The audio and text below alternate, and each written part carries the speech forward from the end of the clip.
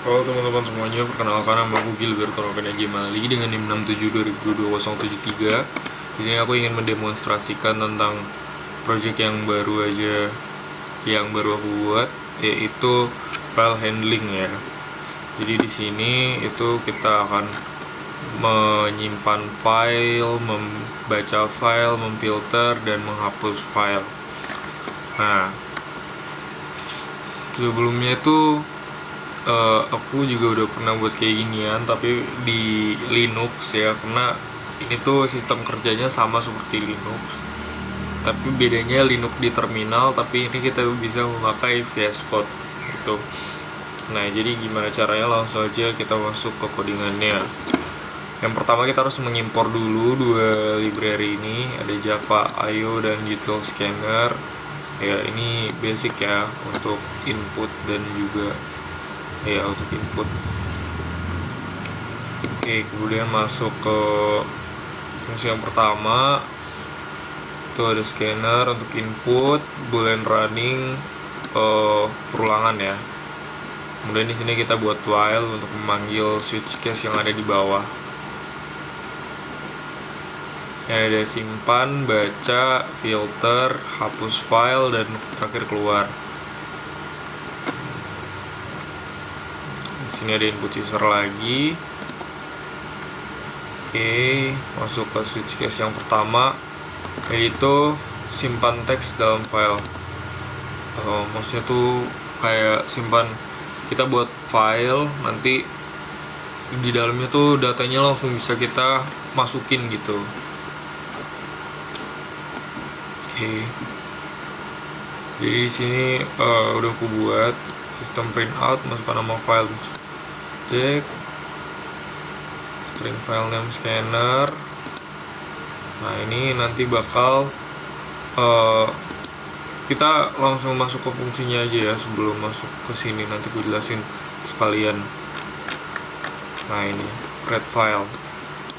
Jadi setelah kita pencet itu, nanti itu bakal masuk ke sini string file name dan string data.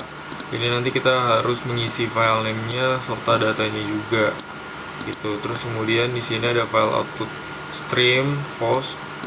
Post ini kalau nggak salah itu semacam sinonim kalau misalkan di Oracle atau juga di MySQL tuh. Dan ini itu file output stream file name dan post write data get bytes itu semacam konversi, karena ini kan data bersifat string awalnya, tipe datanya string.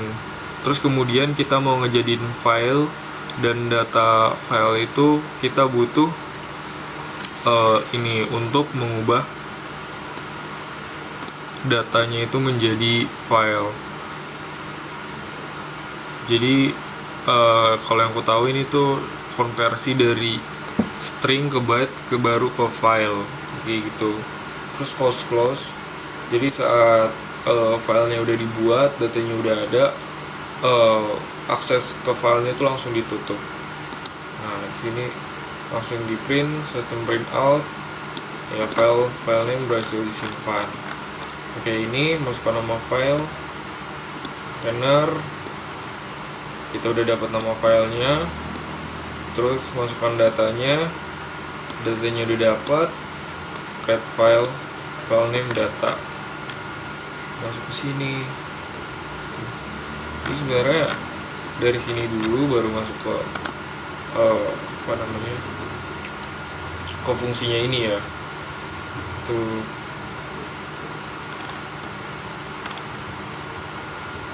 langsung aja kita coba.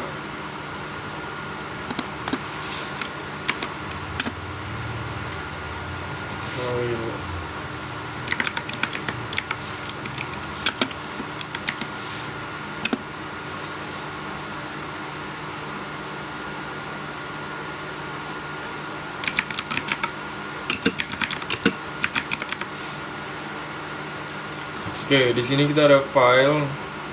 Kita buat file namanya coba.txt. Terus teks yang ingin disimpan Jamal anak baik ya. Jelas ya. Nah, di sini akan muncul file coba.txt berhasil disimpan. Nah, biar lebih tahu lagi, kalau kita lihat di uh, di sini nih muncul coba.txt, tandanya file itu berhasil dibuat kayak gitu.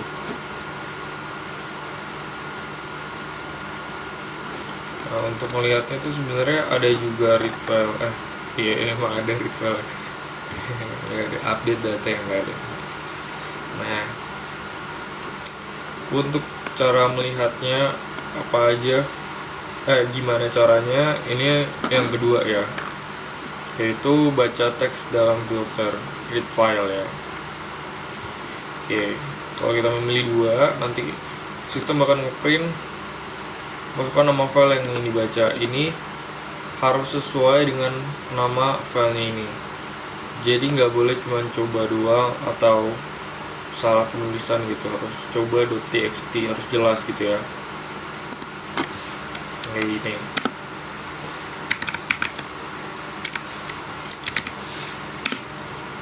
Nah, keluar di sini Jemal anak baik. Kok bisa keluar gitu? Ya langsung aja kita jelasin. Ini kan tadi sama nih, file name, file scanner, next line. Nah, pas nginput ini, itu kita langsung dapat nama file name-nya, terus read file name. Jadi langsung ke fungsi yang read file ini. Nah, di sini kan ada file input stream, fish, new file input, file name. Nah, terus ini tuh fungsinya untuk mengkonversi kebalik dari konversi ini. Kalau ini kan mengubah dari string ke dalam bentuk file. Kalau ini dalam file ke dalam bentuk string dalamnya gitu. Jadi kayak untuk membuat datanya tuh muncul ke dalam terminal atau konsol yang ada di sini, itu kita butuh ini untuk mengkonversikannya ke dalam bentuk string yang bisa dibaca oleh komputer gitu. Nah, terus di sini langsung print system isi file, dan setelah itu dilanjutin sama isi dari datanya itu. Kemudian setelah dibaca, akses ke dalam ke dalam filenya itu dimatikan, maksudnya diputus gitu. Ini Jemal anak baik. Ini biar nggak terjadi kebocoran atau perulangan berlebihan ya guys ya. Nah, terus yang ketiga adalah filter teks dalam file. Nah, ini kan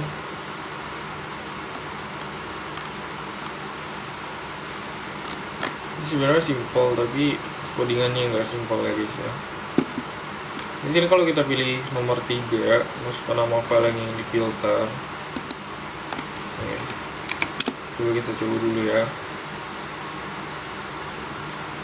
Filter google.txt Jemal.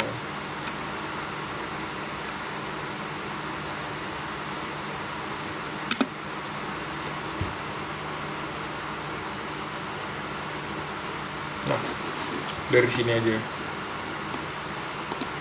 Ini kan nanti terminal tuh bakal print masukkan nama file yang ingin difilter.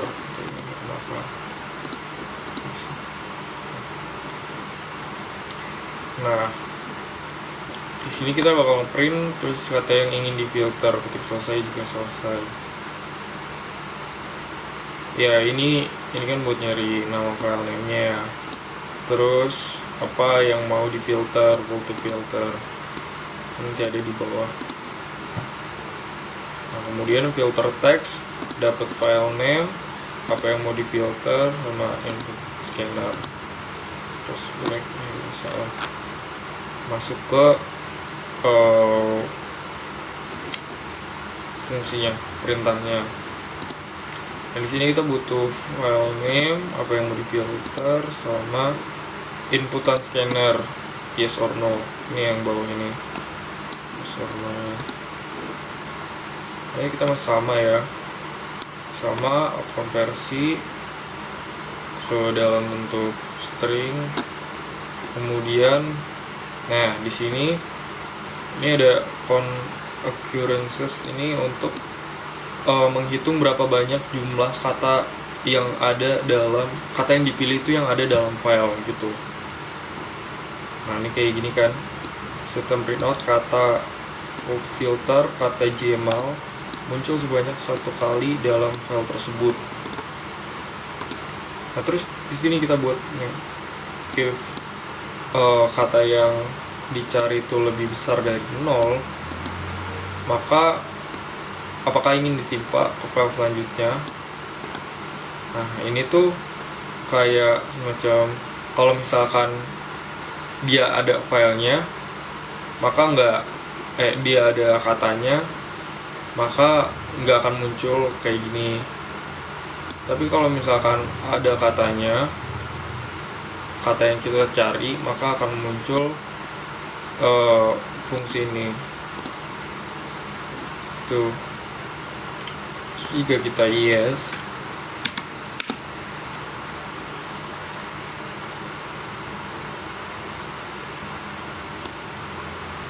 nah di sini file sudah berhasil disimpan. Coba kita lihat apa perubahannya dengan membaca.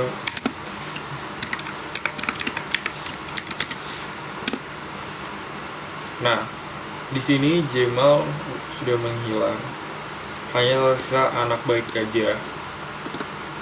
Jadi filter itu semacam untuk mencari berapa banyak kata dan juga menghapus kata itu, kayak gitu.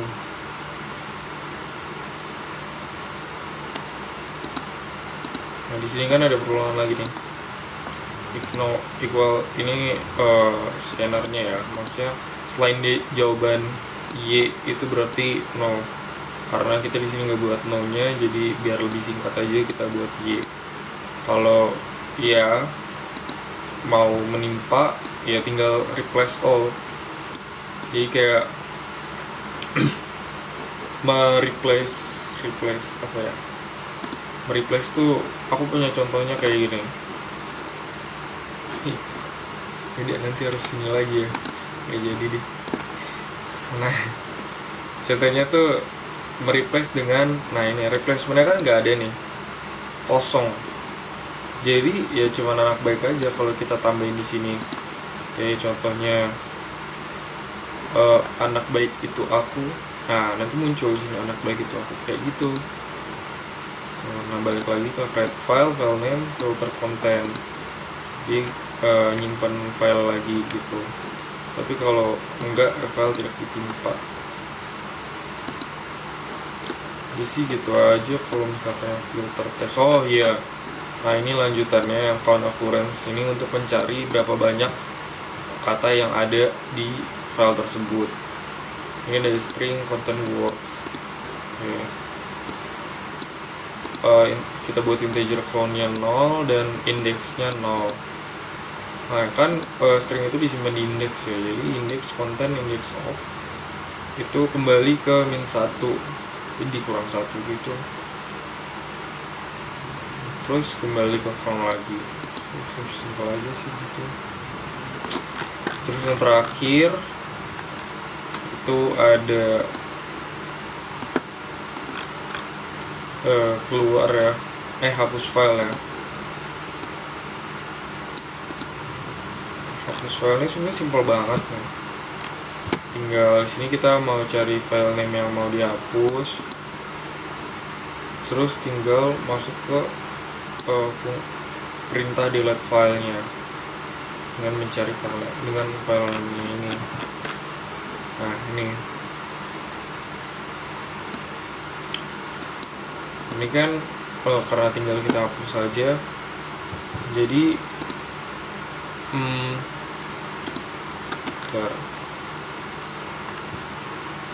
jadi di sini kita butuh nama filenya dan kemudian file new file ini tuh mempresentasikan file kita gitu. Jadi kayak file kita tuh dibuat dalam bentuk array lagi gitu. Ini gitu ya, kayak gitu. Terus kita buat di sini if else kan, jika filenya berhasil dihapus maka tulis ini file berhasil dihapus. Kalau gagal ya gagal. Misalkan gagal nih antara karena tipe datanya salah atau ejaannya kurang benar, atau mungkin juga filenya udah nggak ada gitu. Jadi kita mau hapus ini, coba kita tulis yang salahnya, cobi gagal menghapus file karena namanya salah. Jadi kita harus ini dulu ya guys, namanya. Nah ini file berhasil dihapus, namanya udah bener ya. Jadi filenya akan otomatis terhapus. Ya mungkin segitu aja sih penjelasannya, demonstrasinya. Ini sebenarnya lumayan simpel karena emang banyak ya implementasinya, nggak cuma di Java aja tapi di Python juga ada, di bahasa-bahasa lain juga ada, di Linux juga ada. Jadi ya implementasinya emang agak sama persis gitu. Mungkin sekian aja dari saya, terima kasih.